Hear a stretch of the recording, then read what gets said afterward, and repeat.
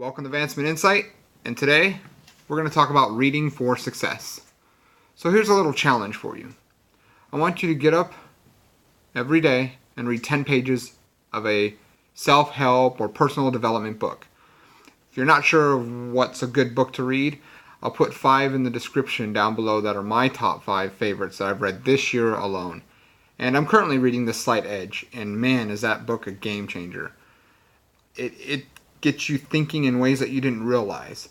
Some things are like, oh yeah, I know that if you read it. But if you truly open your mind to it and read it for what it is, you're going to realize that you're not implementing it. So this is the real challenge. Once you're done reading this book, matter of fact, while you're reading this book, start implementing what you're reading. These are supposed to be self-help. This isn't like read for a great story or, make yourself feel good book. You don't want one of those. You want one that changes your life. You want the little subtle changes every day to have a huge impact. And once you're done with the 30-day challenge, we'll come back again and you'll probably have another challenge. But truly try to read just one self-help book and then see if that personal development doesn't actually help you.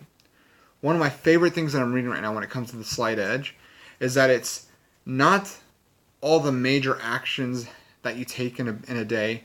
It's actually about the actions that you don't take, right? And we're talking like small steps, like small little things, from like getting up in the morning to setting an alarm to working out and making the choice of just laying back in bed because it's easier to do that, or it's easier not to do something than it is just to do an easy, simple thing. We're talking just like even a walk, right? Like just walking in the morning.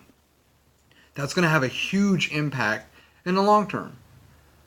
Not the short term. Will you get any healthier that day? No. Will you feel better that day? Probably not. But what about over the course of the next 30 days, 90 days, next year? Absolutely. It's the small little changes every day. And that's what we're going to work on.